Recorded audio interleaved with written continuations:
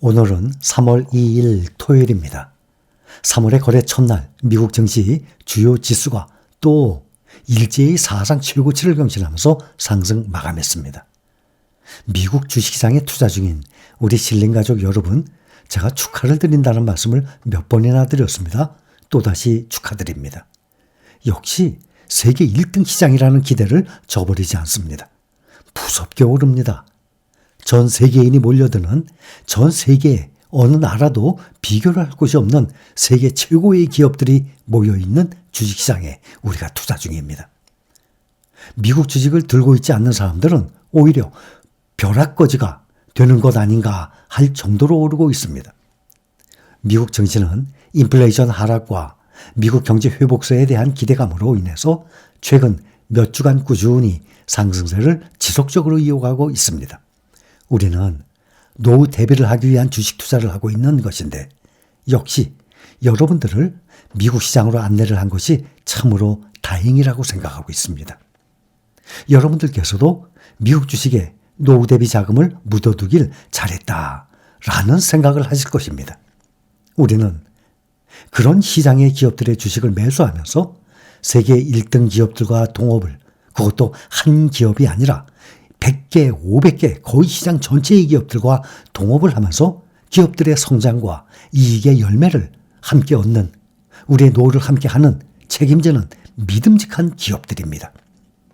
전 세계가 약세장에 진입을 하더라도 항상 가장 빠르게 강세장을 향하여 튀어오르는 시장이 바로 미국 시장이었습니다. 이번에도 변함없이 가장 앞에서 치고 올라가고 있습니다. 그러니 앞으로도 다시 주가가 하락을 한다면 이것은 오히려 세계 1등 주식들을 싸게 사모을 수 있는 좋은 기회로 생각을 해야 합니다. 주가가 하락을 한다고 무서워할 이유 전혀 없습니다. 그 이유는 주가가 하락을 해도 다시는 원래의 가격으로 올라오지 않아야 무섭고 두렵고 내가 투자한 피 같은 투자금이 날아가는 것 아니겠습니까? 주가가 떨어져요. 근데 다시 원위치로 안 와요. 분명히 원위치로 안 온다 그러면 당연히 무섭죠. 투자한 걸 후회하게 되죠. 피 같은 투자금이 날아가는데. 그런데 지금도 확인을 했듯이 원래의 주가를 넘어서 사상 최고치를 지속적으로 뛰어넘기 때문에 주가가 하락을 한다면 오히려 저가 매수 기회가 되는 것 아니겠습니까? 여러분들은 2022년도 약세장에서 2023년도부터 지금까지 이어지는 이 강세장을 이제 한번 경험을 해봤죠? 그런데 이런 경험을 이번 22년도 약세장에서 작년 23년도 지금까지 계속 강세장으로 이렇게 바뀌는 걸 한 번 경험이 아니라 몇 번이고 경험을 하게 되면 어떻게 되겠습니까? 아, 이렇게 떨어지니까 기회구나. 저가 매수 기회구나. 이럴 때 사두면 큰 돈을 벌 수 있겠구나. 라는 것을 확신하게 되는 것 아니겠습니까? 이제는 주가가 다시 떨어져도 처음처럼 그렇게 무섭지도 두렵지도 않을 것입니다. 결국에는 제자리로 다시 돌아온 후 먼저의 주가, 그 가격보다도 더 높이 올라갈 것이라는 것을 믿어 의심치 않기 때문입니다. 그래서 앞으로 다시 2022년도와 같은 주가 하락기가 온다면 첫 번째 경험보다 두 번째 경험을 하는 것이니까 좀 더 자신감이 생길 것입니다. 우리가 이렇게 함께 투자를 해나가다 보면 2022년도와 같은 하락장은 또다시 올 것입니다.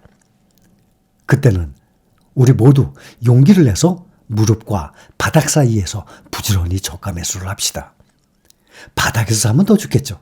그러나 그 바닥을 지나고 나야 몇 월 며칠 지수가 몇이었을 때 주가가 얼마였을 때 그때가 바닥이었구나 하고 알게 되는 것이지, 지나가는 과정에서는 지금 이 현재 오늘 현재가 무릎인지 바닥인지 이것은 아무도 모르는 것입니다. 어제에 이어서 오늘도 인공지능 반도체 업종의 추가 랠리장이 펼쳐지면서 지수 전반에 탄탄한 상승 흐름을 견인했습니다. 인공지능이 앞으로 시장을 주도할 것이라는 기대감 속에 엔비디아 등의 빅테크주들의 주가가 급등을 하면서 나스닥 지수, S&P 500 지수, 필라델피아 반도체 지수 나란히 사상 최고치를 또다시 경신했습니다.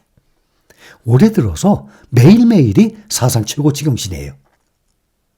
어제 1월 개인 소비 지출 PCE 물가지수 발표를 소화를 한 가운데 미국 국채금리도 급락을 하면서 미국 증시가 환호를 한 결과입니다. 오늘 다우는 0.23% 상승했는데 사상 최고까지는 올라가지 못했습니다.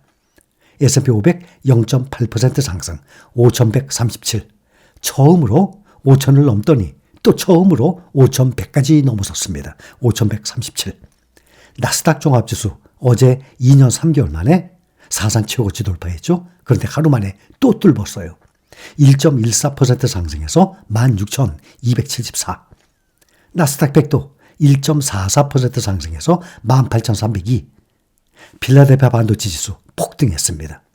어제, 오늘 이틀 동안 무려 7%나 올랐습니다. 4.29% 급등을 해서 4,929입니다. 오늘 다우지수만 빼고 나머지 모든 지수들이 사상 최고치를 또 갈아치웠습니다. 빅테크 기술주들이 인플레이션 둔화와 다가오는 AI 붐에 대처하는 가장 좋은 방법이라는 이 투자자들의 확신이 점점 커지면서 나스닥이 2021년 11월의 기록을 넘어서는 사상 최고치를 어제 뚫었거든요. 2년 3개월 만에. 그런데 하루 만에 또 뚫었어요. S&P 500 지수는 처음으로 5,100선을 돌파하면서 올해 들어서 2달 만에 벌써 15번의 사상 최고치를 경신 중에 있습니다. S&P 500 지수 지난달 처음으로 5,000을 돌파한 후 18주 중에 16주 상승 중에 있습니다.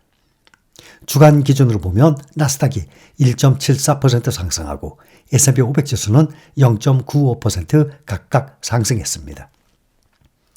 올해 들어서 2달 만에 다우지수는 3.64% 오르고 있고 S&P 500 지수 8.31%, 나스닥 종합지수 10.22%, 나스닥 100 지수는 10.63%, 필라델피아 반도체 지수가 가장 많이 올랐어요. 다른 종목들의 2배 이상 22.42% 상승을 기록 중에 있습니다.